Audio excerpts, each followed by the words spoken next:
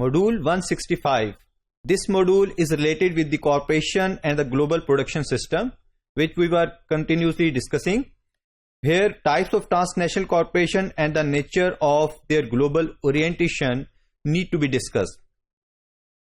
As we know that transnational corporations are playing vital role with respect to the primary sector, manufacturing sector and the services sector.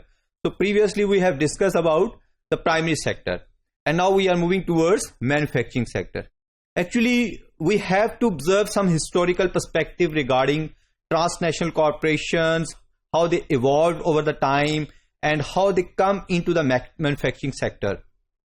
If we observe the 1950s and 60s, basically United States based firms dominated in foreign direct investment flows, because most of the companies which are coming to perform foreign direct investment in other countries of the world, they belongs to the United Nations. And in 70s, West Europe and Western Europe as well as Japanese transnational corporations have been started. They initiated their foreign direct investment across the world. So basically that competition actually arrives once 1970 set in.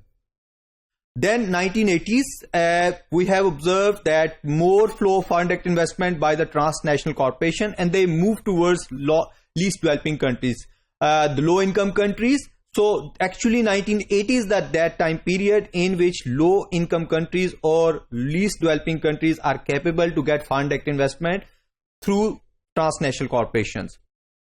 What are the basic motives behind foreign direct investment? Why countries of these core countries, core economies, developed countries, they are willing to do foreign direct investment even then they have their own opportunity to invest in their own countries?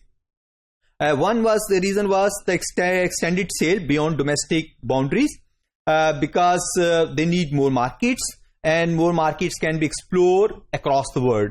So basically production reached up to that particular scale where the domestic market is not sufficient to consume all the goods and services which are being produced in the country. So they have surplus amount and they need to sell across boundaries. So what has happened? Basically they concentrated in high income regions of different countries because they want to sell at high prices and they are interested in the high willingness to pay. Therefore their concentration happens accordingly where the demand is high. On the other side, the United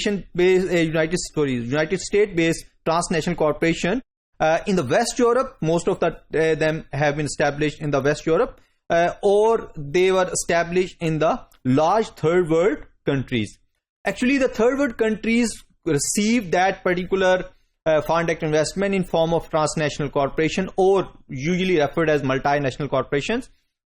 Basically, these developing countries or low income countries got that foreign direct investment because that happens, the elite class of the least developing countries are creating demand for those kind of products which are being produced by the core countries. Therefore, actually, these transnational corporations are going to establish in those areas where they can sell their products of the core countries to the elites of the developing countries. One example is the Brazil, where this has happened. Then the second reason is the low labor cost in low wage countries, because the developing countries have low wages, low level of wages. On the one side, overall wage level is low. Secondly, their currency has low value.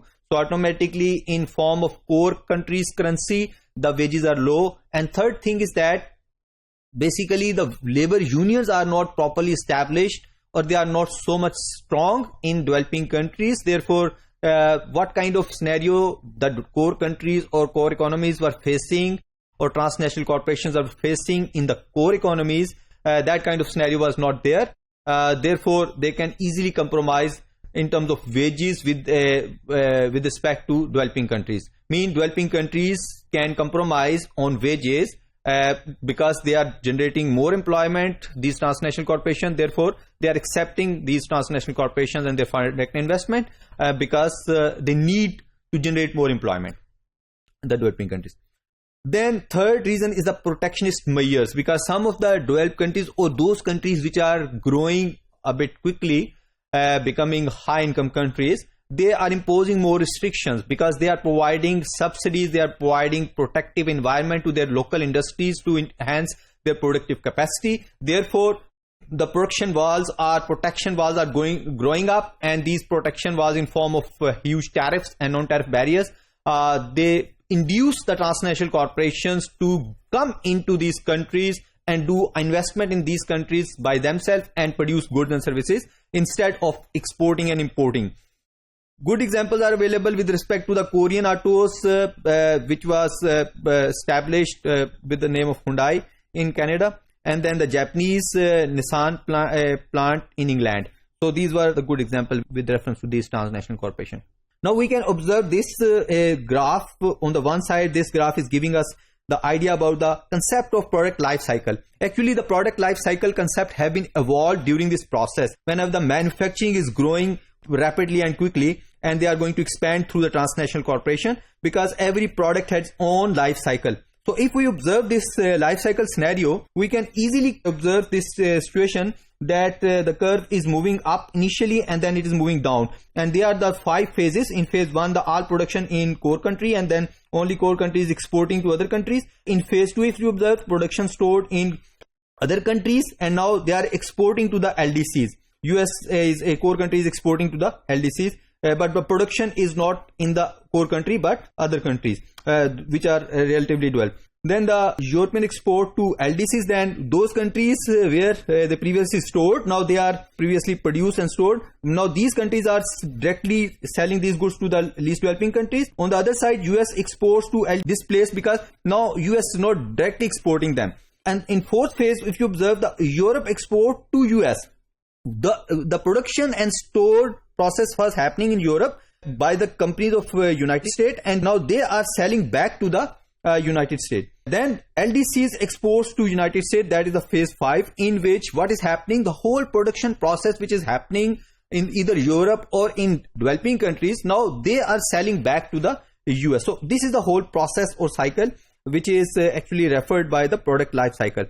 Then second important thing happens is the international division of labor. Previously, division of labor allowed specialization to improve the production level and scale of production. Now international division of labor allow the global to regional operations, because now countries, the transnational corporation are making sure that whatever product they are going to produce, the cheap inputs, the cheap raw material is available in particular regions. So they are just moving in that particular region to exploit that particular source and to maximize their profit.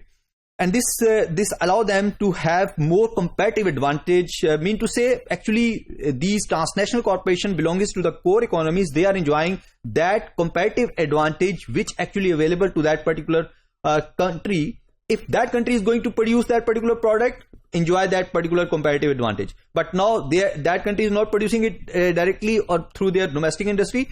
Transnational corporations are producing through their domestic industry. Therefore, transnational corporations are enjoying that competitive advantage. Third important thing is the digitalization of the resources, because digital technology allowed just-in-time delivery system. Therefore, it is quite easy to manage whole delivery process through the digital system.